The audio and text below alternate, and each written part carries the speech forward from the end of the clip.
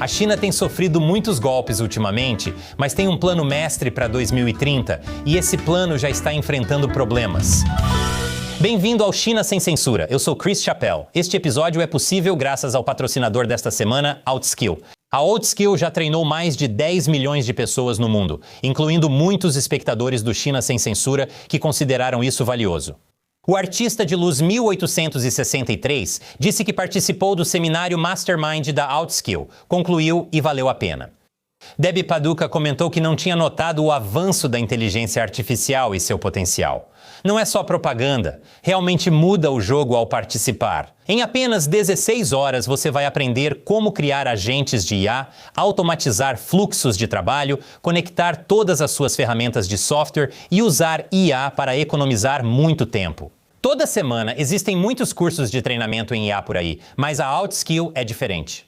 Eles vão te mostrar coisas práticas, incluindo como realmente ganhar milhares de dólares extras por semana usando IA. Além disso, quando você concluir o treinamento, vai receber bônus gratuitos no valor de $5.100, incluindo uma bíblia de prompts de IA, um roteiro para monetizar suas habilidades em IA e um construtor personalizado de kit de ferramentas de IA. E você vai receber esse hackbook de sobrevivência em IA que vai te ajudar a se manter à frente do mercado. A Outskill vai realizar o próximo treinamento Mastermind de 2 dias em IA neste sábado e domingo. Será das 10 horas às 19 horas horário do leste dos Estados Unidos em ambos os dias. Então, se você quer aproveitar ao máximo a IA para economizar tempo e ganhar dinheiro, inscreva-se pelo meu link abaixo ou usando o QR Code para receber esse treinamento de graça. Voltamos ao programa. Então, a China acabou de encerrar sua maior reunião política do ano, as 2 sessões, onde o Congresso Nacional do Povo, ou CNP, e a Conferência Consultiva Política do Povo Chinês, a CCPPC, sinalizam as prioridades da China e discutem detalhes a portas fechadas. As 2 sessões deste ano são especialmente importantes por causa de 2027, o ano em que Xi Jinping quer que o exército chinês esteja preparado para uma possível tomada de Taiwan. E quando? Xi Jinping provavelmente vai tentar garantir um 4º mandato durante o 21º Congresso do partido. É como uma surpresa de outubro, mas menos surpresa e mais uma invasão há muito esperada. A preparação para as 2 sessões tem sido insana, incluindo uma série de expurgos. Comentei sobre isso há 2 dias. Se não soube, é porque o YouTube está suprimindo o China Sem Censura novamente. A reunião das 2 sessões deste ano ocorre em um momento crítico. A economia da China desmorona como prédios chineses. Ela está sofrendo do que eu gosto de chamar de ABCDs. Altos níveis de dívida, baixa taxa de natalidade, crise de confiança do consumidor e deflação. E também desmiolados no comando, então acho que seria o ABC2Ds. É por isso que no topo da agenda desta vez está a aprovação do 15º Plano Quinquenal, um plano diretor de como Pequim pretende impulsionar seu crescimento econômico na próxima década, de 2026 a 2030. Só o PCC para transformar a pergunta mais irritante de entrevista. Onde você se vê em 5 anos? Em toda a sua personalidade. Além disso, a China enfrenta uma América ressurgente que está se movendo rapidamente para mudar o cenário geopolítico. Para competir contra a China, tanto economicamente quanto militarmente. Como vemos acontecer contra os amigos da China, como a Venezuela e o Irã, e possivelmente Cuba em 3, 2, 1. Então, o que a China está planejando para os próximos 5 anos? Bem, para começar, a China estabeleceu uma meta de crescimento do PIB entre 4,5% e 5% para 2026. Essa é a meta mais baixa já registrada desde 1991. Agora, o interessante é que, por anos, o Partido Comunista Chinês afirmou que a China sempre alcança suas metas de crescimento do PIB. Se isso for verdade, eles deveriam conseguir manter as metas de crescimento altas dos anos anteriores. Mas você e eu sabemos que praticamente todos os dados oficiais que saem da China são falsos. Até autoridades do PCC, como o ex-primeiro-ministro chinês Li Keqiang, admitiram que indicadores econômicos como o PIB são fabricados e, por isso, não confiáveis. A questão é que um regime não orientado pelo mercado, como a China, precisa de números altos para enganar investidores e governos. Felizmente para a China, há muitos outros trouxas por aí ingênuos o suficiente para cair nessa. Funcionários de nível mais baixo também precisam desses números bonitos no papel para puxar o saco das autoridades chinesas de alto escalão, só para fazê-los parecer competentes e evitar serem expurgados. Então podemos dizer com um bom nível de certeza que a China não tem atingido suas metas de crescimento, mesmo que diga que sim. Mas o fato de a China estar reduzindo suas metas oficiais de PIB para cerca de 4,5% a 5% mostra isso. Nem mesmo ajustar os números é suficiente para esconder o quão ruim as coisas ficaram. A China, é claro, nunca vai admitir nada disso abertamente. Eles divulgam a taxa de crescimento do PIB mais baixa para dar flexibilidade às políticas e permitir que as localidades priorizem o crescimento econômico de alta qualidade. E mais importante ainda, colocar um foco maior no bem-estar das pessoas, porque é ilegal ficar triste na China. Lembra do sorria ou então? Viu? Não é nada mais do que uma recalibração, otimização estrutural e aprimoramento da qualidade. Se tem uma coisa que o PCC realmente sabe fazer, é produzir um monte de palavras vazias. Então veja, a meta de PIB mais baixa não é algo ruim, é só mais uma mudança de uma mentalidade focada em números para uma mentalidade focada em qualidade. Isso inclui a esperança de dobrar o PIB per capita da China de 2020 até 2035. Isso não deve ser difícil, já que a China enfrenta crise de natalidade e rápido envelhecimento populacional. Então, se o crescimento do PIB não é o objetivo, como a China espera melhorar sua economia e alcançar esse mágico dobro do PIB per capita até 2035... Bem, durante as duas sessões, o líder chinês Xi Jinping deu muita ênfase ao desenvolvimento de novas forças produtivas de qualidade. É um termo que tem sido usado desde pelo menos setembro de 2023.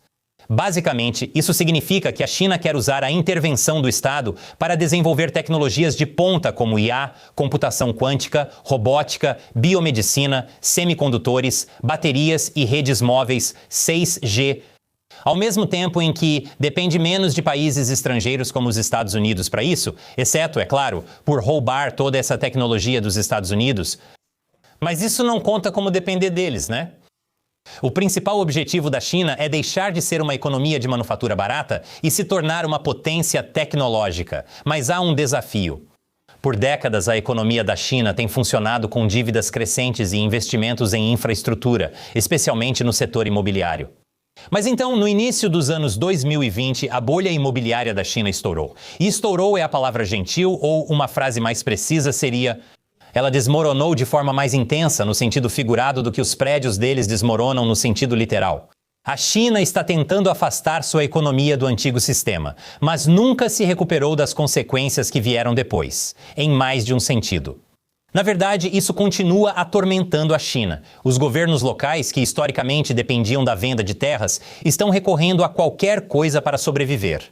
Mesmo que isso signifique arruinar a economia da China no longo prazo, ganho de curto prazo pelo longo prazo. Oh Deus, o que você fez? Estou arruinado. Mas não se preocupe, as duas sessões também têm um plano para isso. Aumentar os gastos do orçamento público geral para mais de 30 trilhões de yuans pela primeira vez. Porque o fato de os governos locais assumirem dívidas enormes só para se manterem foi o que causou o problema, em primeiro lugar. Então, assumir dívidas enormes em nível nacional, qual seria o pior que poderia acontecer? A China também aumentou seu orçamento público geral central para mais de 15 trilhões de yuans, o que deixa um déficit do governo central de 5,09 trilhões de yuans. É como se tivessem visto que estavam se devorando e pensado: já sei, vamos comer mais rápido. Além disso, a China estabeleceu títulos especiais do Tesouro de prazo ultralongo em 1,3 trilhão de yuans para que o governo central continue grandes projetos nacionais e novas iniciativas de desenvolvimento. Eu queria ter esse otimismo de achar que vão conseguir pagar tudo isso. Disse otimismo, na verdade, ilusão parece melhor. Enquanto isso, 4,4 trilhões de yuans em títulos especiais de governos locais serão emitidos para projetos-chave, trocas de dívidas ocultas e quitação de pagamentos atrasados. Isso é além do aumento dos repasses do governo central para os governos locais, o que basicamente é o Partido Comunista admitindo que o sistema deles de enviar a maior parte da renda do país para o topo e a maior parte dos gastos para os governos locais levou à situação atual dos governos locais.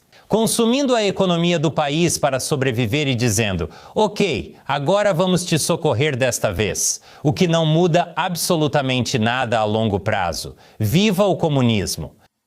Há 300 bilhões de yuans em títulos especiais do Tesouro para reforçar o capital dos principais bancos estatais e ampliar sua capacidade de empréstimo. Ou seja, há muitos gastos ocorrendo. Esse é apenas um dos problemas.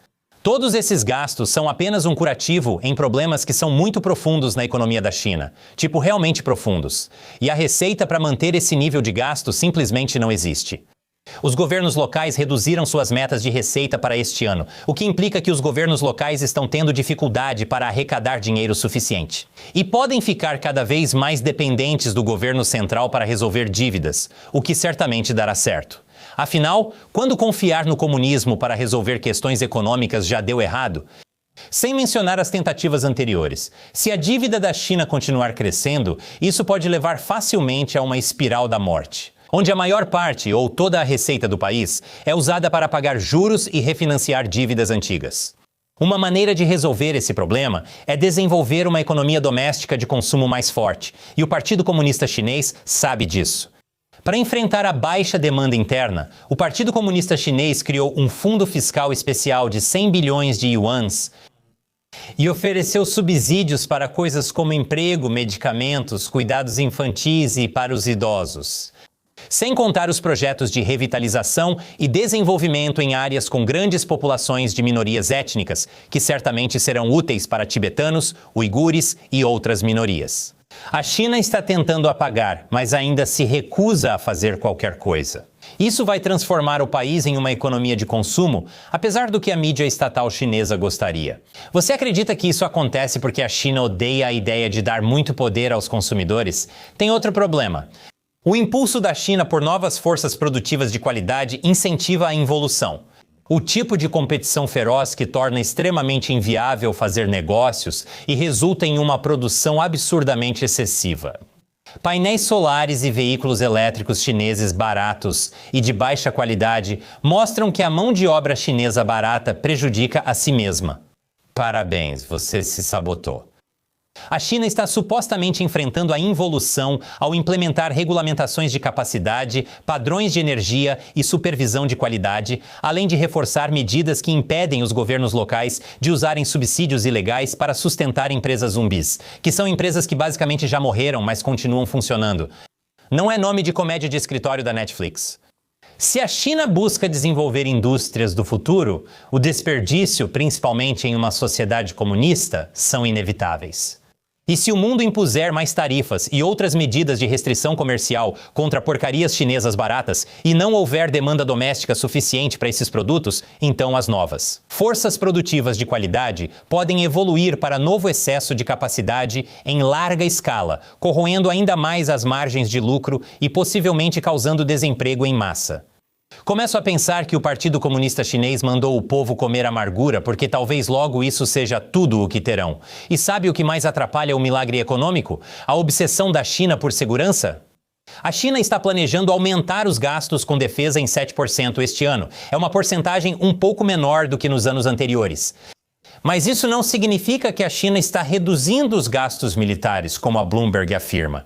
Ainda é um aumento de 7% nos gastos.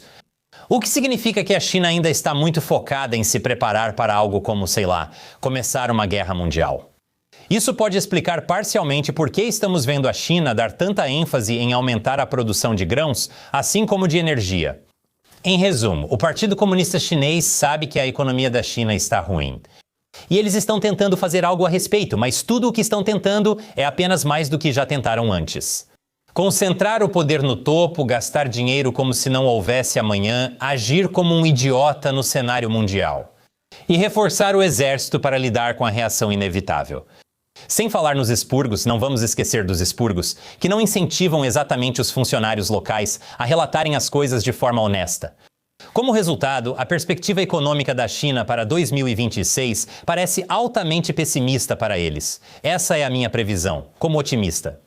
Eu realmente mal posso esperar para ver o PCC bagunçar completamente a economia chinesa. Mas vamos ter que esperar para ver como isso vai se desenrolar, especialmente quando Trump e Xi se encontrarem novamente em algumas semanas em Pequim. Quando isso ocorrer, Confira este canal para uma análise detalhada. Provavelmente haverá referências à Nintendo dos anos 90, sabe? A marca registrada de comentários geopolíticos de alta qualidade. Mas o principal ponto que quero que você entenda é este.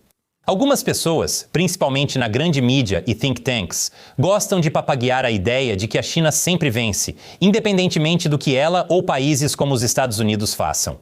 Como se tivessem desbloqueado um código de Game Genie na vida real, o código revelou as referências à Nintendo dos anos 90. Muitos, especialmente, adoram pintar a China como vencedora para fazer o Trump parecer ruim, mas isso é uma besteira. A China comete erros como qualquer outro país, e ela só vence se permitirmos que ela vença. Não podemos permitir que a China vença economicamente ou militarmente. Por isso precisamos de pessoas para mostrar que a China não é tão forte quanto faz parecer. Especialmente quando eles estão sofrendo de um caso terminal da ABCD. Se você ainda não domina IA, pode aprender rápido. Inscreva-se no treinamento gratuito de IA da Outskill neste fim de semana pelo meu link abaixo. Sou Chris Chappell. Obrigado por assistir China Sem Censura.